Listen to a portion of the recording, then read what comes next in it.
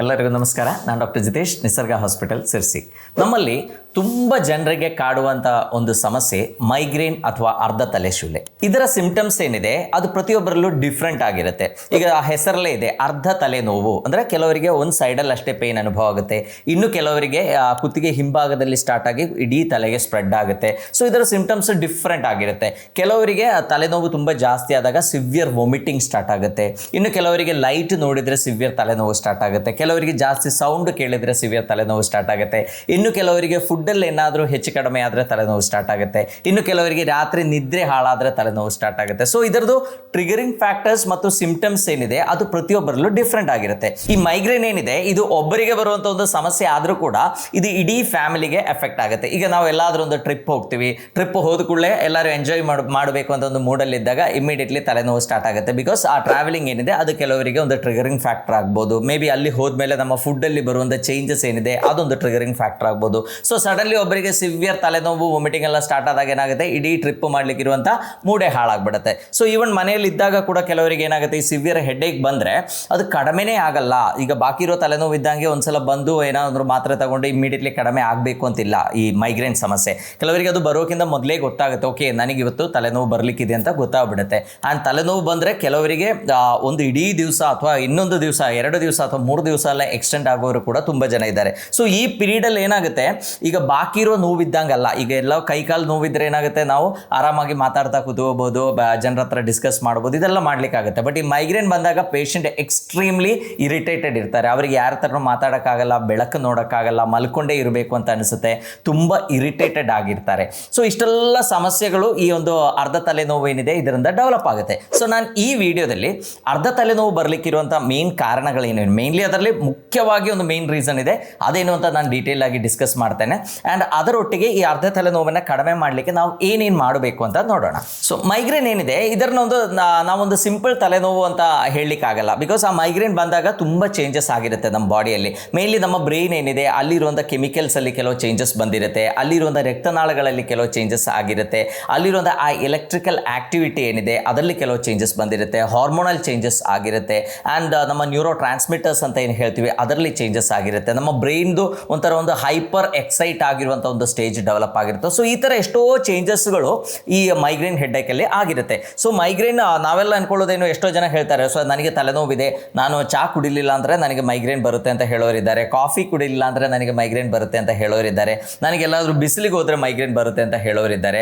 So ಇದೆಲ್ಲ actually ಈ migraine ಸಮಸ್ಯೆಗೆ ಒಂದು ಕಾರಣ ಅಂತ ಹೇಳಲಿಕ್ಕಾಗಲ್ಲ. They are all triggering factors. So usually ಈ ಥರ ಟ್ರಿಗರಿಂಗ್ ಫ್ಯಾಕ್ಟರ್ಸ್ ಇದ್ದಾಗ ನಮಗೆ ಸಡನ್ ಆಗಿ ನಮ್ಮ ಸಮಸ್ಯೆ ಏನಿದೆ ಅದು ಫ್ಲೇರ್ ಅಪ್ ಆಗುತ್ತೆ, ಸಡನ್ ಹೆಡ್ಏಕ್ ಸ್ಟಾರ್ಟ್ ಆಗುತ್ತೆ. ಆ್ಯಂಡ್ ನಾನು ಹೇಳ್ದಂಗೆ ಕೆಲವರಿಗೆ ಹೆಡ್ಏಕ್ ಏನಿದೆ ಸಿವಿಯರ್ ವಾಮಿಟಿಂಗ್ ಸ್ಟಾರ್ಟ್ ಆಗುತ್ತೆ, ವಾಂತಿ ಆದಮೇಲೆ ಏನಾಗುತ್ತೆ ಈ ಸಮಸ್ಯೆ ಏನಿದೆ ಕಂಪ್ಯಾರಿಟಿವ್ಲಿ ಎಷ್ಟೋ ಜನರಿಗೆ ಸಬ್ಸೈಡ್ ಆಗುತ್ತೆ. ಇನ್ನು ಕೆಲವರಿಗೆ ವಾಂತಿ ಆದರೂ ಕೂಡ ಇದು ಕಡಿಮೆ ಆಗಬೇಕು ಅಂತಿಲ್ಲ, ಅವರು ಪೇನ್ ಕಿಲ್ಲರ್ ತಗೊಂಡು 1 or 2 days ಕಂಪ್ಲೀಟ್ ರೆಸ್ಟ್ ತಗೊಂಡ್ರೆ ಮಾತ್ರ ಈ ಸಮಸ್ಯೆಯಿಂದ ಹೊರಗೆ ಬರಲಿಕ್ಕಾಗುತ್ತೆ. ಈಗ ನಮ್ಮಲ್ಲಿ ಬರುವಂಥ ಎಷ್ಟೋ ಪೇಷಂಟ್ಸನ್ನು ನಾವು ನೋಡುವಾಗ ಅವರು ಇಯರ್ಸ್ ಟುಗೆದರ್ ಎಷ್ಟೋ ವರ್ಷಗಳಿಂದ ಈ ಮೈಗ್ರೇನ್ ಸಮಸ್ಯೆಗೆ ಮಾತ್ರೆಗಳು ನುಂಗ್ತಾನೆ ಇದ್ದಾರೆ. ಇನ್ನು ಎಷ್ಟೋ ಜನರಲ್ಲಿ ನಾವು ನೋಡುವಾಗ, ಎಸ್ಪೆಷಲಿ ಲೇಡೀಸಲ್ಲಿ ನೋಡುವಾಗ ಅವರಿಗೆ ಪೀರಿಯಡ್ಸ್ ಟೈಮಲ್ಲಿ ಈ ಮೈಗ್ರೇನ್ ಅಟ್ಯಾಕ್ ಏನಿದೆ ತುಂಬ ಜಾಸ್ತಿ ಕಂಡು ಬರುತ್ತೆ. ಸೊ ಅದಕ್ಕೊಂದು ಹಾರ್ಮೋನಲ್ ಇನ್ವಾಲ್ವ್ಮೆಂಟ್ ಕೂಡ ಇದೆ ಅಂತ ಅದು ತೋರಿಸುತ್ತೆ. ಸೊ ಮೈಗ್ರೇನ್ ಬರಲಿಕ್ಕೆ ಭಾಳಷ್ಟು ಕಾರಣಗಳಿದೆ. ಈಗ ನಾನು ಹೇಳಿರುವ ಲೈಟು, ಈ ಥರ ಸೌಂಡು, ನಾಯ್ಸ್ ಇರ್ಬೋದು, ಲೈಟ್ ಇರ್ಬೋದು, ಸ್ಮೆಲ್ ಇರ್ಬೋದು, ಫುಡ್ ಇರ್ಬೋದು, ಇದೆಲ್ಲ ಟ್ರಿಗರಿಂಗ್ ಫ್ಯಾಕ್ಟರ್ಸ್ ಆಗಿದ್ದರೆ ಅದಕ್ಕಿರೋ ಮೇನ್ ಕಾರಣಗಳು ಬೇರೆನೇ ಆಗಿರುತ್ತೆ. ಸೊ ಅದರಲ್ಲಿ ಫಸ್ಟ್ ಆ್ಯಂಡ್ ಫಾರ್ಮೋಸ್ಟ್ ಅಂದರೆ ಆಲ್ಮೋಸ್ಟ್ ಎಲ್ಲ ಮೈಗ್ರೇನ್ ಪೇಷಂಟ್ಸಲ್ಲಿ ಕೂಡ ನಾವು ಅಬ್ಸರ್ವ್ ಮಾಡುವಂಥ ಒಂದು ಸಮಸ್ಯೆ ಏನಂದರೆ ಅವರಿಗೆ ಏನಾದರೂ ಹೊಟ್ಟೆಯ ಸಮಸ್ಯೆಗಳು ಇದ್ದಿರುತ್ತೆ. ನಾವು ಪೇಷಂಟ್ಸಿಗೆ ಕೇಳ್ತೀವಿ, ನಿಮಗೆ ಆಸಿಡಿಟಿ ಪ್ರಾಬ್ಲಮ್ ಇದೆಯಾ ಅಂತ ಕೇಳುವಾಗ ಹೌದು ನನಗೆ ಆಸಿಡಿಟಿ ಪ್ರಾಬ್ಲಮ್ ಇದೆ ಅಂತ ಹೇಳ್ತಾರೆ. ಕೆಲವರಿಗೆ ಏನಾಗುತ್ತೆ, ಅವರಿಗೆ ಲೈಕ್ ಬೇರೆ ಏನೂ ತೊಂದರೆಗಳಿರಲ್ಲ, ಬಟ್ ಏನಾದರೂ ಆಹಾರ ತಗೊಂಡು ಕೂಡಲೇ ಹೊಟ್ಟೆ ಉಬ್ಬರ ಬರುವಂಥ ಸಮಸ್ಯೆಗಳು ಡೆವಲಪ್ ಆಗಿರುತ್ತೆ. ಇನ್ನು ಕೆಲವರಿಗೆ ಹೇಳ್ತಾರೆ ನನಗೆ ಆಸಿಡಿಟಿ ಸಮಸ್ಯೆನೂ ಇಲ್ಲ, ಬೇರೆ ಏನೂ ತೊಂದರೆ ಇಲ್ಲ, ಬಟ್ ಆದರೆ ಇಂಡೈಜೆಷನ್ ಇದೆ ಅಂತ ಹೇಳೋರು ಎಷ್ಟೋ ಜನ ಇದ್ದಾರೆ.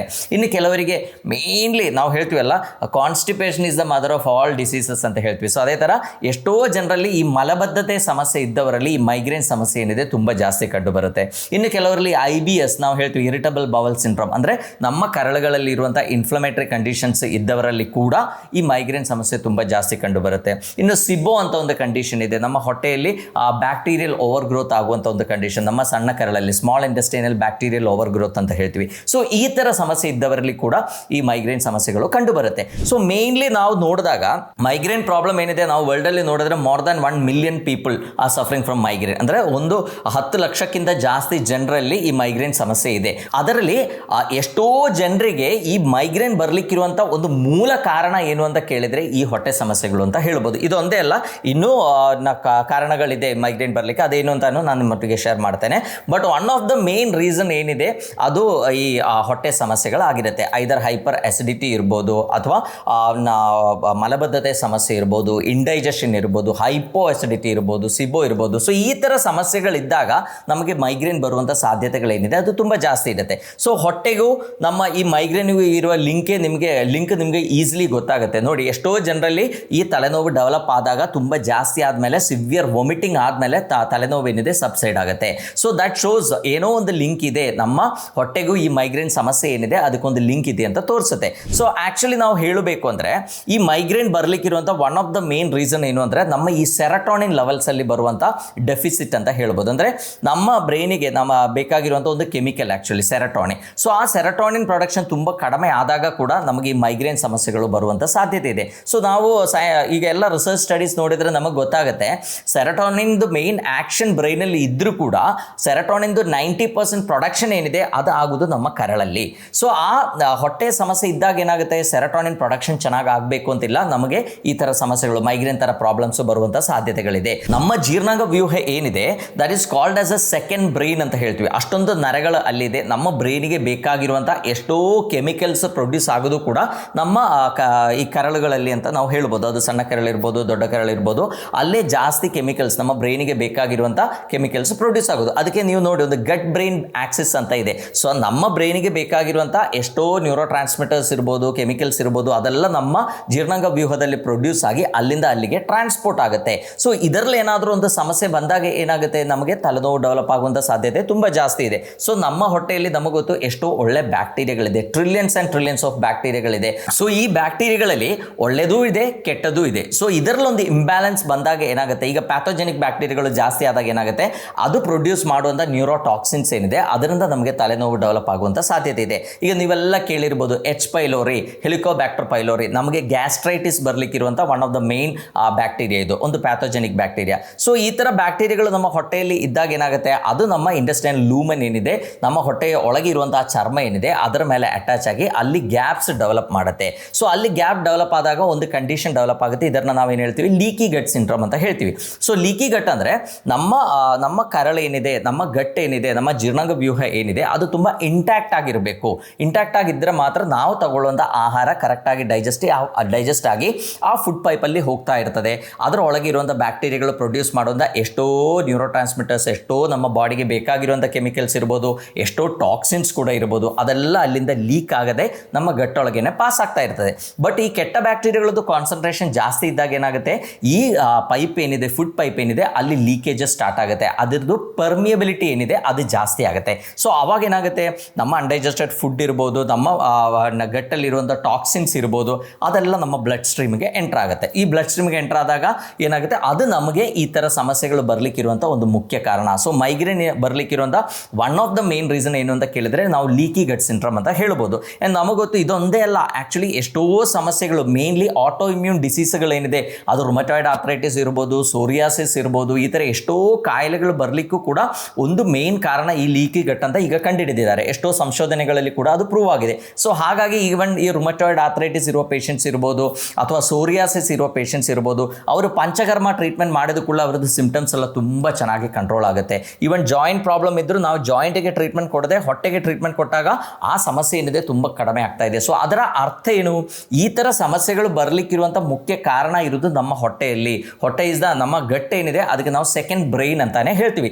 ಸೊ ತಲೆನೋವು, ಈಗ ಒಂದು ಸಿವಿಯರ್ ಮೈಗ್ರೇನ್ ಪೇಷಂಟ್ ನಮ್ಮಲ್ಲಿ ಬಂದಾಗ ನಾವು ಈ ಡೈಜೆಸ್ಟಿವ್ ಇಶ್ಯೂಸ್ ಬಗ್ಗೆ ಕೇಳುವಾಗ ಪೇಷಂಟಿಗೆ ಇಂಪ್ರೆಷನ್ ಹಾಳಾಗ್ಬಿಡುತ್ತೆ, ಡಾಕ್ಟ್ರೆ ನನಗೆ ಇರೋದು ಸಿವಿಯರ್ ತಲೆನೋವು. ಆ್ಯಂಡ್ ಯಾಕೆಂದರೆ ಮೈಗ್ರೇನ್ ಪೇಷಂಟ್ಗೆ ಆಲ್ರೆಡಿ ಪೇಷನ್ಸ್ ತುಂಬ ಕಡಿಮೆ ಇರುತ್ತೆ, ಅವರು ತುಂಬ ಇರಿಟೇಟೆಡ್ ಆಗಿರ್ತಾರೆ. ಬಿಕಾಸ್ ಎಲ್ಲರಿಗೂ ಆಗುತ್ತೆ ಅದು, ವಾರದಲ್ಲಿ 2-3 ದಿವಸ ಸಿವಿಯರ್ ತಲೆನೋವು ಬಂದು ಏನೂ ಕೆಲಸ ಮಾಡೋಕ್ಕಾಗಲ್ಲ, ಮಲ್ಕೊಂಡೇ ಇರಬೇಕು ಅಂತಿದ್ದಾಗ ಇಡೀ ಫ್ಯಾಮಿಲಿದು ಬ್ಯಾಲೆನ್ಸೇ ತಪ್ಪೋಗುತ್ತೆ. ಸೊ ಹಾಗಾಗಿ ಅವರು ತುಂಬ ಇರಿಟೇಟೆಡ್ ಇರ್ತಾರೆ. ಬಟ್ ಅವರಿಗೆ ಕಾನ್ಸ್ಟಿಪೇಷನ್ ಇರ್ಬೋದು, ಅಥವಾ ಬವಲ್ ಇರ್ರೆಗ್ಯುಲಾರಿಟೀಸ್, ಪದೇ ಪದೇ ಮೋಷನಿಗೆ ಹೋಗೋರು ಇರ್ಬೋದು, ಅಥವಾ ಹೊಟ್ಟೆಯಲ್ಲಿ ತುಂಬ ಬ್ಲೋಟಿಂಗ್ ಆಗೋರು ಇರ್ಬೋದು, ಹೈಪರ್ ಅಸಿಡಿಟಿ, ಎದೆ ಉರಿ, ಹುಳಿ ತೇಗು, ಅಥವಾ ಹೊಟ್ಟೆ ಉಬ್ಬರ, ಈ ಥರ ಸಮಸ್ಯೆಗಳಿಂದ ಸಫರ್ ಆಗ್ತಾ ಇರೋರು ಇರ್ಬೋದು. ಸೊ ನಾವು ಮೇನ್ಲಿ ಆ ಗಟ್ಟಿಗೆ ಟಾರ್ಗೆಟ್ ಮಾಡಿ ಟ್ರೀಟ್ಮೆಂಟ್ ಕೊಟ್ಟಾಗ 90% ಆಫ್ ದ ಮೈಗ್ರೇನ್ ಪೇಷಂಟ್ಸ್ ಏನಿದೆ ಅವರು ಕಂಪ್ಲೀಟ್ಲಿ ಆರಾಮಾಗ್ತಾರೆ. And that too with in short period of time, may be 1 ತಿಂಗಳು 1.5 ತಿಂಗಳಲ್ಲಿ ಎಷ್ಟೋ ಪೇಷಂಟ್ಸ್ ವಾಪಸ್ ಬಂದು ಹೇಳ್ತಾರೆ, ಸರ್ ನಾವು ಇದು ಸ್ಟಾರ್ಟ್ ಮಾಡಿದ್ಮೇಲೆ ಟ್ರೀಟ್ಮೆಂಟ್ ಸ್ಟಾರ್ಟ್ ಮಾಡಿ ಮತ್ತು ನೀವು ಹೇಳಿರುವಂಥ ಡಯಟ್ ಫಾಲೋ ಮಾಡಿದ್ಮೇಲೆ ನನಗೆ ಇಲ್ಲಿ ತನಕ ಒಂದು ಸಲನೂ ಎಪಿಸೋಡ್ ಬರಲೇ ಇಲ್ಲ. ಇನ್ನು ಕೆಲವರು ಹೇಳ್ತಾರೆ, ಓಕೆ ನನಗೆ ಕಂಪ್ಲೀಟ್ಲಿ ಹೋಗಿಲ್ಲ, ಬಟ್ ನಂದು ಇಂಟೆನ್ಸಿಟಿ ಏನಿದೆ ಅದು ಡ್ರಾಸ್ಟಿಕಲಿ ಕಡಿಮೆ ಆಗಿದೆ ಅಂತ ಹೇಳೋರು ಕೂಡ ಇದ್ದಾರೆ. ಸೊ ನಮ್ಮ ಗಟ್ಟೆ ಏನಿದೆ, ನಮ್ಮ ಹೊಟ್ಟೆ ಏನಿದೆ, ಅದರೊಳಗೆ ಒಳ್ಳೆ ಬ್ಯಾಕ್ಟೀರಿಯಾಗಳು ಬೆಳಿಲಿಕ್ಕಿರುವಂಥ ಮೆಷರ್ಸ್ ನಾವು ತಗೋಬೇಕಾಗುತ್ತೆ. ಎಷ್ಟೋ ಸಲ ಈ ಮೈಗ್ರೇನ್ ಪೇಷಂಟ್ಸ್ ಏನಿದ್ದಾರೆ ಅವರಿಗೆ ಸ್ವೀಟ್ ಅಡಿಕ್ಷನ್ ತುಂಬ ಜಾಸ್ತಿ ಇರುತ್ತೆ. ಚಾಕ್ಲೇಟ್ ರೆಗ್ಯುಲರ್ಲಿ ತಿನ್ನೋದು, ಐಸ್ ಕ್ರೀಮ್ ರೆಗ್ಯುಲರ್ಲಿ ತಿನ್ನೋದು, ಕರೆದಿರುವ ಆಹಾರಗಳನ್ನು ಜಾಸ್ತಿ ತಿನ್ನೋದು, ತುಂಬ ಹೈ ಕ್ಯಾಲರಿ ಇರುವಂಥ ಆಹಾರಗಳನ್ನು ಸೇವಿಸುವರಲ್ಲಿ ಈ ಮೈಗ್ರೇನ್ ಸಮಸ್ಯೆ ತುಂಬ ಜಾಸ್ತಿ ಕಂಡು ಬರುತ್ತೆ.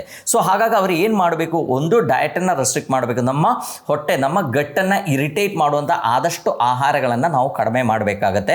ಆ್ಯಂಡ್ ಅದರೊಟ್ಟಿಗೆ ಒಳ್ಳೆ ಪ್ರೋಬಯೋಟಿಕ್, ನಮಗೆ ಇಷ್ಟೆಲ್ಲ ಈ ಹೊಟ್ಟೆ ಸಮಸ್ಯೆಗಳು ಈಗ ಡೆವಲಪ್ ಆಗಲಿಕ್ಕೆ ಇರುವಂಥ ಮೇನ್ ಕಾರಣ ಏನು ಅಂತ ಕೇಳಿದರೆ ನಮ್ಮ ಆಹಾರದಲ್ಲಿರುವಂಥ ಏರುಪೇರು. ಅಂತ ನಾವೊಂದು ಒಳ್ಳೆ ಆಹಾರ ತಗೊಳ್ತಾ ಇಲ್ಲ. We always go behind advertisements. ನಾವು ಅಡ್ವರ್ಟೈಸ್ಮೆಂಟ್ಸ್ ನೋಡಿಕೊಂಡು ಎಷ್ಟೋ ಪ್ಯಾಕ್ಡ್ ಫುಡ್ಸು, ಎಷ್ಟೋ ರಿಫೈನ್ಡ್ ಫುಡ್ಸು, ಎಷ್ಟೋ ಹೈ ಶುಗರ್ ಇರುವಂಥ ಆಹಾರಗಳು, ಎಷ್ಟೋ ಹೈ ಫ್ರಕ್ಟೋಸ್ ಡ್ರಿಂಕ್ಸು, ಇದನ್ನೆಲ್ಲ ರೆಗ್ಯುಲರ್ಲಿ ಸೇವಿಸ್ತಾ ಇರೋದ್ರಿಂದಾನೇ ನಮಗೆ ಇಷ್ಟೆಲ್ಲ ಸಮಸ್ಯೆಗಳು ಡೆವಲಪ್ ಆಗ್ತಾ ಇರೋದು. ಈಗ ಮೊದಲಿಗೆ ಕಂಪೇರ್ ಮಾಡಿದರೆ ಹೊಟ್ಟೆ ಸಮಸ್ಯೆಗಳೇನಿದೆ ಇತ್ತೀಚೆಗೆ ತುಂಬ ಜಾಸ್ತಿ ಕಂಡು ಬರ್ತಾ ಇದೆ. ಸೊ ಅದರದ್ದು ಮುಖ್ಯ ಕಾರಣ ಕೂಡ ಇದು. ಬಿಕಾಸ್ ಫುಡ್ ಇಂಡಸ್ಟ್ರಿ ಏನಿದೆ ಅಷ್ಟೊಂದು ಡೆವಲಪ್ ಆಗಿದೆ. ಸೊ ನಾವು ಕೂಡ TV ಆನ್ ಮಾಡಿದರೆ ಅಥವಾ ನಮ್ಮ ಯೂಟ್ಯೂಬ್ ಆನ್ ಮಾಡಿದರೆ ಅಥವಾ ಏನೇ ನೋಡಿದ್ರೂ ಕೂಡ ಫುಡ್ ಬಗ್ಗೆ ಇರುವಂಥ ಅಡ್ವರ್ಟೈಸ್ಮೆಂಟ್ಸು ತುಂಬ ಜಾಸ್ತಿ ಕಂಡು ಬರುತ್ತೆ. ಸೊ ಹಾಗಾಗಿ ನಮಗೆ ಅದು ಒಂದು ಅಡಿಕ್ಷನ್ ಆಗುತ್ತೆ. ಅದು ನೋಡಿದ್ಕೊಳ್ಳೆ ನಮ್ಮ ಬಾಯಲ್ಲಿ ನೀರು ಬರಲಿಕ್ಕೆ ಸ್ಟಾರ್ಟ್ ಆಗುತ್ತೆ, ಮತ್ತು ಒಂದ್ಸಲ ಆದರೂ ತಿನ್ನಬೇಕು ಅಂತ ಅನಿಸುತ್ತೆ. ಸೊ ಈ ಥರ ತಪ್ಪು ಆಹಾರಗಳಿಂದಾನೇ ನಮ್ಮ ಹೊಟ್ಟೆ ಹಾಳಾಗ್ತಾ ಇದೆ. ಸೊ ಹೊಟ್ಟೆಗೆ ಬೇಕಾಗಿರುವಂಥ ಒಳ್ಳೆ ನಾರಿನಂಶ, ನಾವು ಪ್ರೀಬಯೋಟಿಕ್ ಅಂತ ಹೇಳ್ತೀವಿ, ಈ ನಾರಿನಂಶ ಚೆನ್ನಾಗಿರುವಂಥ ಆಹಾರಗಳು ಸೇವಿಸಿದರೆ ಮಾತ್ರ, that to especially soluble fibre ಇರುವಂಥ ಆಹಾರಗಳು ಸೇವಿಸಿದರೆ ಮಾತ್ರ ಅದು ನಮ್ಮ ದೊಡ್ಡ ಕರಳಿಗೆ ಹೋಗಿ ಡೈಜೆಸ್ಟ್ ಆಗಿ ಅಲ್ಲಿ short chain fatty acid create ಆಗುತ್ತೆ. ಸೊ ಅದರಲ್ಲೇ ನಮ್ಮ ಹೊಟ್ಟೆಯಲ್ಲಿ, ನಮ್ಮ ದೊಡ್ಡ ಕರಳಲ್ಲಿ ಇರುವಂಥ ಒಳ್ಳೆ ಬ್ಯಾಕ್ಟೀರಿಯಾಗಳದ್ದು ಫುಡ್ ಅದು ಆ್ಯಕ್ಚುಲಿ. ಸೊ ನಾವು ತಗೊಳ್ಳುವಂಥ ಆಹಾರದಲ್ಲಿ ನಾರಿನಂಶನೇ ಇಲ್ಲ, ನಾವು ಬರೀ ಪ್ರೋಬಯೋಟಿಕ್ ತಗೊಳ್ತಾ ಇದ್ದರೆ ಏನಾಗುತ್ತೆ, ನಮ್ಮ ಆ ಒಳ್ಳೆ ಬ್ಯಾಕ್ಟೀರಿಯಾಗಳು ನಾವೇನು ಕನ್ಸ್ಯೂಮ್ ಮಾಡ್ತೀವಿ ಅದಕ್ಕೆ ಬದುಕಲಿಕ್ಕೆ ಬೇಕಾಗಿರುವಂಥ ಆಹಾರ ಸಿಗ್ತಾ ಇಲ್ಲ. ಈಗ ನಾವು ಅದನ್ನು ಸಾಕಿದ್ರೆ ಅಷ್ಟೇ ಸಾಕಾಗಲ್ಲ, ಅದಕ್ಕೆ ಬೇಕಾಗಿರುವಂಥ ಒಳ್ಳೆ ಆಹಾರ ಕೂಡ ನಾವು ಕೊಡಬೇಕಾಗತ್ತೆ. ಆವಾಗ ಮಾತ್ರ ನಮ್ಮ ಹೊಟ್ಟೆಯಲ್ಲಿ ಇರುವಂಥ ಈ ಬ್ಯಾಕ್ಟೀರಿಯಲ್ ಕಾಲನೀಸ್ ಏನಿದೆ ಅದು ಮಲ್ಟಿಪ್ಲೈ ಆಗಿ ನಮ್ಮ ಆರೋಗ್ಯ ಚೆನ್ನಾಗಾಗುತ್ತೆ. ಆ್ಯಂಡ್ ಇದರೊಟ್ಟಿಗೆ ನಾವೇನು ಮಾಡಬೇಕು, ಒಳ್ಳೆ ಪ್ರೋಬಯೋಟಿಕ್ ಆಹಾರಗಳನ್ನು ನಾವು ಸೇವಿಸಲಿಕ್ಕೆ ಟ್ರೈ ಮಾಡ್ತಾ ಇರಬೇಕು. ನಮ್ಮ ಮನೆಯಲ್ಲೆಲ್ಲ ಸಿಗುವಂಥ ಒಳ್ಳೆ ಪ್ರೋಬಯೋಟಿಕ್ ಯಾವುದು ಅಂತ ಕೇಳಿದರೆ ಮೊಸರು, ನಮಗೆಲ್ಲ ಗೊತ್ತು. ಸೊ ರೆಗ್ಯುಲರ್ಲಿ ಮೊಸರನ್ನು ಸೇವಿಸುವಂಥ ಒಂದು ಹ್ಯಾಬಿಟನ್ನು ನಾವು ಡೆವಲಪ್ ಮಾಡಬೇಕು. ಅದೇ ಥರ ತಂಗಳನ್ನ, ಇದರಲ್ಲಿ ಕೂಡ ತುಂಬ ಚೆನ್ನಾಗಿ ಪ್ರೋಬಯೋಟಿಕ್ಸ್ ನಮಗೆ ಸಿಗುತ್ತೆ. ಸೊ ಈ ಥರ ಆಹಾರಗಳು ಸೇವಿಸಿದಾಗ ಏನಾಗುತ್ತೆ, ನಮ್ಮ ಹೊಟ್ಟೆಯಲ್ಲಿ ಒಳ್ಳೆ ಬ್ಯಾಕ್ಟೀರಿಯಾಗಳದ್ದು ಕಾನ್ಸಂಟ್ರೇಷನ್ ಜಾಸ್ತಿ ಆಗುತ್ತೆ. ಈವನ್ ಒಂದು ಮೈಗ್ರೇನ್ ಪೇಷಂಟ್ಗೆ ಇದು ಮಾಡ್ಬೋದು, ಬಟ್ ಇದೊಂದೇ ಸಾಕಾಗುತ್ತೆ ಅಂತ ನಾನು ಹೇಳಲ್ಲ. ಇದರೊಟ್ಟಿಗೆ ಕೆಲವು ಮೆಡಿಕೇಷನ್ಸು, ಕೆಲವು ಟ್ರೀಟ್ಮೆಂಟ್ಗಳು ತಗೋಬೇಕಾಗುತ್ತೆ. ಇನ್ನು ಎಷ್ಟೋ ಜನರಿಗೆ ನಾವು ಫಸ್ಟ್ ಹೇಳಿದ್ದೇನೆ, ಮಲಬದ್ಧತೆ ಸಮಸ್ಯೆ ಜಾಸ್ತಿ ಕಂಡು ಬರುತ್ತೆ. ಸೊ ಆ ಮಲಬದ್ಧತೆ ಸಮಸ್ಯೆ ಇದ್ದರೆ ಏನು ಮಾಡಬೇಕು, ಆ ಮಲಬದ್ಧತೆ ಕಡಿಮೆ ಮಾಡಲಿಕ್ಕೆ ಇರುವಂಥ ಮೆಷರ್ಸ್ ತಗೋಬೇಕಾಗುತ್ತೆ. ಕೆಲವು ಸಲ for A short period of time ಅವರು ಮೆಡಿಕೇಷನ್ ತಗೋಬೇಕಾಗ್ಬೋದು, ಕೆಲವು ಸಪ್ಲಿಮೆಂಟ್ಸ್ಗಳನ್ನು ತಗೋಬೇಕಾಗ್ಬೋದು. ಬಟ್ ಅದೆಲ್ಲ ಆದಮೇಲೆ ಒನ್ಸ್ ಆ ತಲೆನೋವೆಲ್ಲ ಕಡಿಮೆ ಆದಮೇಲೆ ಅವರು ಕಂಪ್ಲೀಟ್ಲಿ ಆ ಮೆಡಿಕೇಷನೆಲ್ಲ ಅವಾಯ್ಡ್ ಮಾಡಿ ನ್ಯಾಚುರಲಿ ಇರುವಂಥ ಆಹಾರಗಳನ್ನು ಸೇವಿಸಿದ್ರೆ ಒಂದೇ ಸಾಕಾಗುತ್ತೆ, ಅವರ ಸಮಸ್ಯೆ ಏನಿದೆ ಕಂಪ್ಲೀಟ್ಲಿ ಕಡಿಮೆ ಆಗುತ್ತೆ. ಸೊ ಇದು ಒಂದೇ ನಮಗೆ ಮೈಗ್ರೇನಿಗೆ ಎಲ್ಲ ಕಾರಣ ಅಂತ ನಮಗೆ ಹೇಳಲಿಕ್ಕಾಗಲ್ಲ.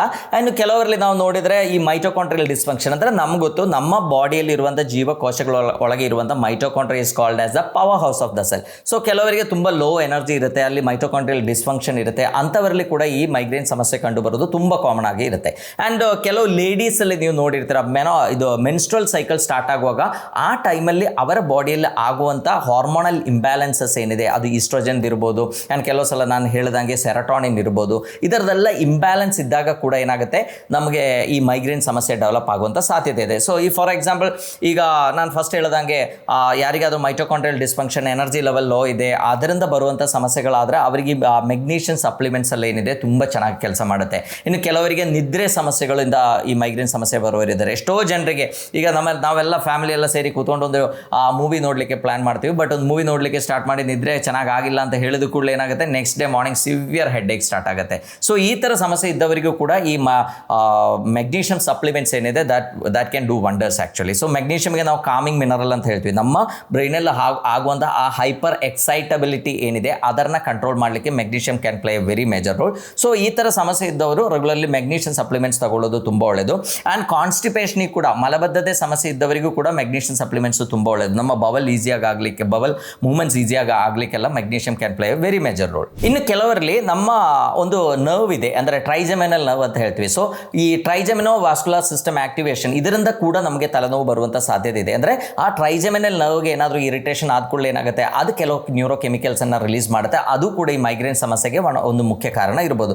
ಸೊ ಮೇನ್ಲಿ ಈ ಕಾರಣ ಏನು ಅಂತ ಇದನ್ನು ಕಂಡುಹಿಡಿದು ನಾವು ಅದಕ್ಕಿರುವಂಥ ಟ್ರೀಟ್ಮೆಂಟ್ಗಳು ಕೊಟ್ಟರೆ ಮಾತ್ರ ಈ ಮೈಗ್ರೇನ್ ಸಮಸ್ಯೆ ಏನಿದೆ ಕಂಪ್ಲೀಟ್ಲಿ ಕಡಿಮೆ ಮಾಡಲಿಕ್ಕಾಗುತ್ತೆ. ಇನ್ನು ಕೆಲವರಲ್ಲಿ ನೀವು ನೋಡಿರ್ತೀರ ಮೈಗ್ರೇನ್ ಟಿಪಿಕಲ್ ಆಗಿರುತ್ತೆ, ಅಂದರೆ ಆರಾ ಅಂತ ಹೇಳ್ತೀವಿ. ಅಂದರೆ ಆ ಪೇಷಂಟಿಗೆ ಮೊದಲೇ ಗೊತ್ತಾಗುತ್ತೆ ನನಗೆ ಇವತ್ತು ತಲೆನೋವು ಬರುತ್ತೆ ಅಂತ ಗೊತ್ತಾಗುತ್ತೆ.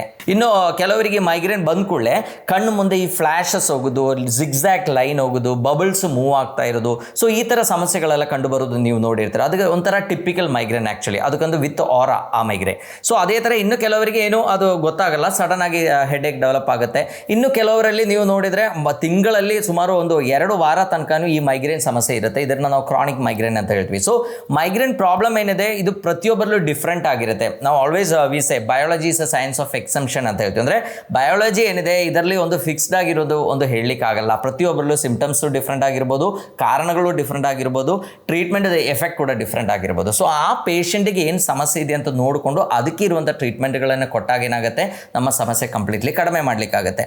ಆ್ಯಂಡ್ ಈಗ ಮೈಗ್ರೇನ್ ಸಮಸ್ಯೆ ಸಿವಿಯರ್ ಆಗಿದ್ದಾಗ ಅದಕ್ಕೆ ಎಷ್ಟೋ ಒಳ್ಳೆ ಟ್ರೀಟ್ಮೆಂಟ್ಸ್ಗಳಿದೆ. ಈವನ್ ಅಕ್ಯುಪಂಕ್ಚರ್ ಟ್ರೀಟ್ಮೆಂಟ್ ತುಂಬ ಚೆನ್ನಾಗಿ ಎಫೆಕ್ಟಿವ್ ಆಗಿ ಕೆಲಸ ಮಾಡುತ್ತೆ. One of the best treatment ಅಂತ ನಾವು ಹೇಳ್ಬೋದು. ನಾವು ಪೇನ್ ಕಿಲ್ಲರ್ಸ್ ರೆಗ್ಯುಲರ್ಲಿ ತಗೊಳ್ಳೋ ಬದಲು ಈ ಅಕ್ಯುಪಂಕ್ಚರ್ ಟ್ರೀಟ್ಮೆಂಟ್ ಮಾಡಿದರೆ ಇಮ್ಮಿಡಿಯೇಟ್ಲಿ ನಮ್ಮ ಬ್ರೈನಲ್ಲಿ ಇರುವಂಥ ನಾವು ಈ ಹ್ಯಾಪಿ ಮ್ಯಾನ್ಸ್ ಹಾರ್ಮೋನ್ಸ್ ಅಂತ ಏನು ಹೇಳ್ತೀವಿ, ಎಂಡಾರ್ಫಿನ್ಸ್ ಅಲ್ಲಿ ಏನಿದೆ ಅದರದ್ದು ಪ್ರೊಡಕ್ಷನ್ ಇಂಪ್ರೂವ್ ಆಗುತ್ತೆ.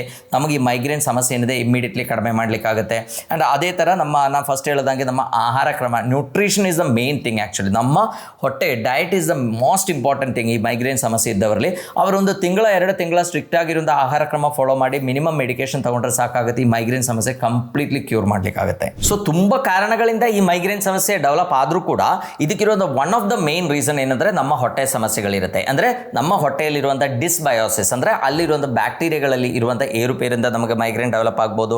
ಅಲ್ಲಿರುವಂಥ ಲೀಕಿ ಗಟ್ ಸಿಂಡ್ರೋಮ್ ಇಂದ ನಮಗೆ ಮೈಗ್ರೇನ್ ಡೆವಲಪ್ ಆಗ್ಬೋದು.